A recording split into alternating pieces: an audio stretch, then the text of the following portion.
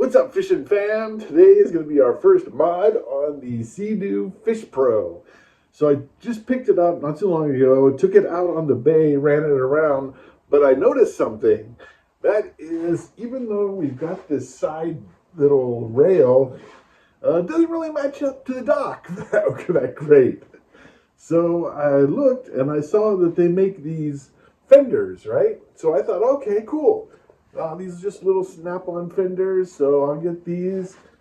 But then I realized you don't just throw these over the edge like I thought. It's got a stick in the middle, right? So then I thought, well, should I tear the stick out? Like, no, man, you shouldn't tear the stick out. Then I found that my Sea-Doo Fishpro, even though I spent 20 grand on it, doesn't have the little connector for the little thing. So we bought connectors. So we had to mount this onto the Sea-Doo just so these fenders can fit in there. Because you'll see this has a little stick, this has a little hole in the middle, and it fits in there, right? So on the big first mod, we're just going to install these little things.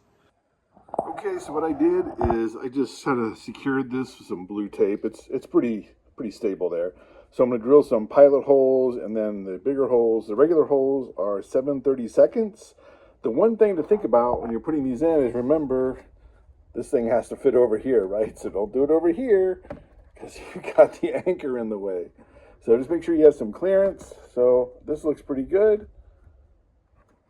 So let's do it. So I'm going to drill some pilot holes, and then I will drill some regular holes. And again, these are kind of at an angle a bit. So that's why I'm securing this on here, just to make sure I can follow that angle. So I'm going to drill pilot holes and then the bigger ones, which is 7/32. Okay, project complete. We are looking good.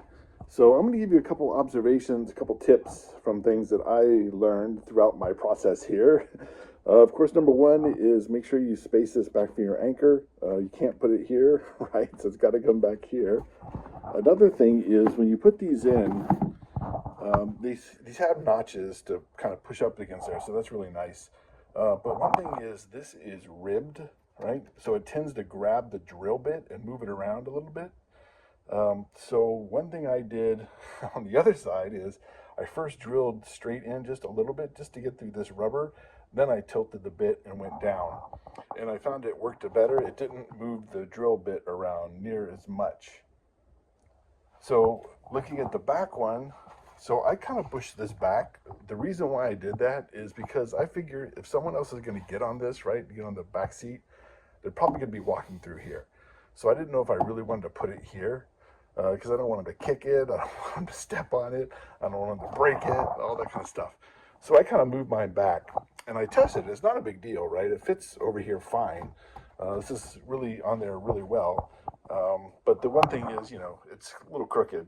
So if you're that, if you're really that into having everything all nice and tidy and straight up and down, you might have to either kind of push it a little bit or you might want to move it over. But again, for me, I didn't want somebody kicking it. But after I did that, I kind of thought, you know what? Usually it's just me. And if I'm sitting up there, for me to put this on back here, it's a bit of a stretch, right? So it's a little bit farther than if it was up over here, but whatever. So there's trade-offs, right? Either way, either you want someone to kick it and step on it, or you want it easier to put on for you because you're really the only one riding it. Another thing to keep in mind is these screws are T30s. It's a T30 Torx, so it's the Star, right? Star set. So I got a T30 bit for this because I'm going to be doing another project up here, and this includes a T30 screw up there. So make sure you stay tuned to the channel. Check out what I'm doing up there. That one's going to be coming up pretty soon. Just waiting for some parts to come in. But yeah, you know what? This is not a hard project.